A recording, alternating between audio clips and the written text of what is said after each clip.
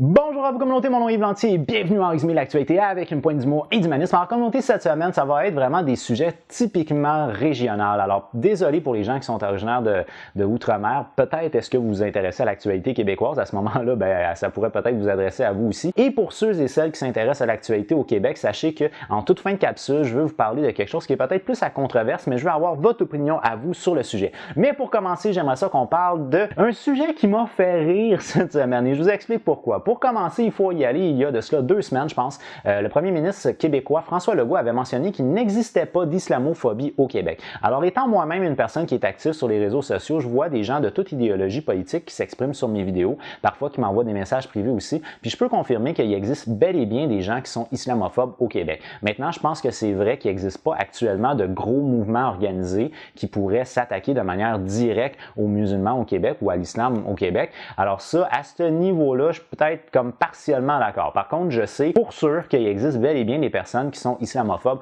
au Québec. Également, je peux vous mentionner un exemple de ma vie privée, c'est-à-dire qu'il y a environ 2 mois, il y a un jeune homme qui avait mentionné la chose suivante devant moi. C'est pas comme si on sait pas c'est qui les terroristes. Les terroristes, c'est les musulmans. Alors, vous voyez le genre de réflexion que certaines personnes ont. Puis ça, c'était une personne qui s'exprimait très bien, donc il y avait une belle allocution. Et ça veut pas dire systématiquement que les personnes qui ont des belles allocutions ont nécessairement le point de vue le plus diversifié. Ils ont peut-être beaucoup d'informations sur le sujet, mais encore là, souvent, lorsqu'on cherche des informations, on se complaît dans notre ligne idéologique. Alors, c'est ce qui fait qu'on a beaucoup d'informations, mais avec un seul point de vue. Une chose que je trouve doublement comique par rapport à la citation que je viens de mentionner, c'est sur le fait que le terme terroriste est un terme qui nous vient en fait des Français. Alors, c'est quelque chose qui avait été pour la première fois mentionné après la Révolution française. Donc, il y avait un groupe qui était réactionnaire au pouvoir dit oppresseur en place, puis on commençait à faire des frappes qui étaient terroristes. L'idée, c'était d'imposer la terreur dans la société pour déstabiliser le pouvoir qui était en place. Un autre fait qui est un fait anecdotique aussi par rapport à ça, c'est que le terrorisme contemporain utilise le principe de guerre de guérilla, qui est un principe qui consiste à faire des frappes qui sont des frappes stratégiques qui frappent l'imaginaire de l'État qui est en fait de l'État ou de l'oppresseur qui est en place. Et je pense que les terroristes actuellement, c'est beaucoup ça qu'ils font. Ils essaient de faire des frappes qui sont des frappes symboliques. Alors le principe de guérilla, c'est un principe qui nous vient des Espagnols contre l'occupant français. À l'époque, c'était Napoléon qui occupait l'Espagne. Alors je trouve ça quand même assez drôle de faire l'affiliation qu'on sait c'est qui les terroristes, c'est les musulmans. C'est de la tautologie. C'est une réflexion simpliste qui vient réduire à des stéréotypes d'une manière très claire. Alors je pense que ça démontre qu'effectivement, il y a des personnes qui sont islamophobes au Québec. Ça, c'est juste un exemple, mais peut-être que vous connaissez des gens qui sont un peu comme ça. Alors déjà, d'entrée de jeu, de dire qu'il n'y a pas d'islamophobie au Québec, c'était selon moi quelque chose de faux. Alors cette semaine, le gouvernement de François Legault a nommé leur toute nouvelle ministre de la Condition féminine, Madame Isabelle Charest, qui a mentionné, semble-t-il, en anglais la chose suivante. Par rapport à mes valeurs religieuses, le hijab est quelque chose que nous ne devrions pas porter. Alors, je trouve ça vraiment très ironique de voir que c'est une personne qui est nommée par le même gouvernement qui va faire un call public qui est un call lui-même islamophobe. En gros, selon Mme Charest, c'est que le port du hijab est un signe qui est un signe d'oppression de la femme face à l'homme. Donc, elle ne respecte pas, selon ses valeurs à elle, le fait de porter un vêtement obligatoirement par une religion. Alors, je comprends cette logique-là à proprement dit. Par la suite, elle s'est repris un peu en disant comme quoi elle ne veut pas que la religion impose ce vêtement-là, mais que si c'est fait par choix, elle respecte le choix des femmes. En gros. Alors, je pense qu'il en reste pas moins qu'à prime abord, le fait qu'elle mentionne que selon ses valeurs à elle, on ne devait pas porter ce vêtement-là, il en reste pas moins qu'au final, c'est un vêtement. Alors, peu importe qu'est-ce que c'est tes valeurs à toi, tu viens quand même de réduire l'ensemble de l'islam comme étant une forme d'oppression contre la femme. Le port pour elle de ce vêtement-là est un signe d'oppression, alors qu'on sait qu'il y a des femmes qui sont effectivement opprimées, qu'on va les forcer à le porter, mais il y a des femmes qui le font par choix.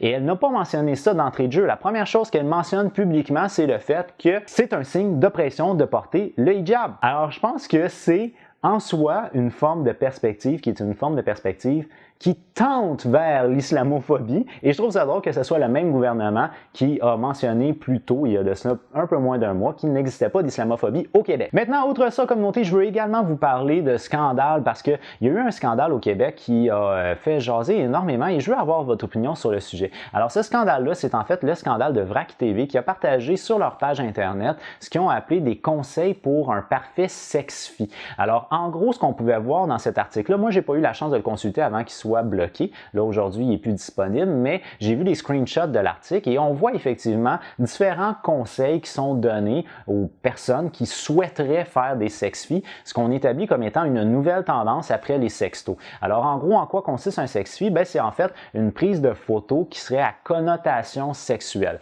Alors là, ce qu'on pouvait voir dans cet article-là, c'était différents conseils, comme par exemple, une jeune femme doit être à 100% partante pour faire ce genre de cliché-là, ne pas se prendre trop au sérieux, de rester authentique, de faire attention à l'application qu'on utilise, de garder un mystère, de faire l'avant, ou du moins de mettre de l'avant l'esthétique plutôt que la vulgarité. Maintenant, c'est sûr qu'on mentionne des choses peut-être un peu plus malaisantes, comme par exemple, en numéro 9, on dit un sex-fille et quoi d'autre. Pourquoi ne pas accompagner ton sex-fille d'une petite légende excitante? Cela permet de pimenter encore plus le jeu de séduction en faisant connaître les pensées qui nous ont trotté dans la tête lors de la prise de l'autoportrait. Alors là, ce qu'il faut savoir, c'est que VRAC TV, c'est en fait un média qui s'adresse essentiellement, je dirais, aux 9 à 14 ans à peu près. Là. Donc, il y a des personnes qui sont prépubères, début de l'adolescence.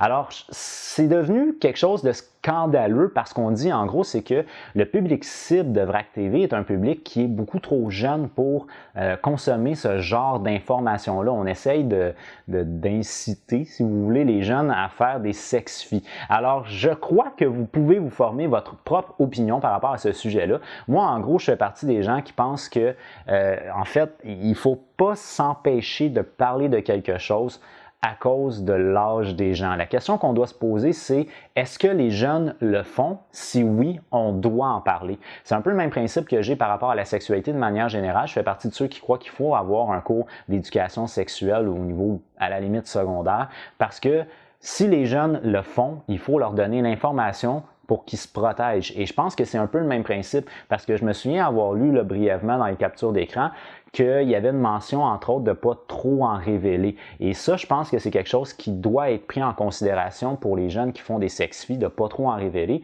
parce que souvent, si on en révèle trop, ça peut être mal utilisé, repris et par la suite utilisé pour de l'intimidation. C'est mon opinion à moi, mais maintenant, j'aimerais entendre votre opinion à vous. Est-ce que, selon vous, c'était déplacé le fait que VRAC TV fasse une forme de légende pour faire un beau sex-fille? Alors, j'aimerais savoir votre opinion. J'ai hâte de lire ça dans la rubrique des commentaires. Sur ce, communauté, pour moi, c'est déjà tout. Je vous remercie immensément d'avoir regardé ma vidéo. Si vous l'avez aimé, n'oubliez pas de donner un petit j'aime. Si vous l'avez vraiment aimé, bien entendu, vous pouvez la partager. Moi, je vous donne rendez-vous sur ma prochaine vidéo. Mais d'ici là, je vous dis, j'ai déjà hâte de vous voir. Ah bah oui! Bye bye!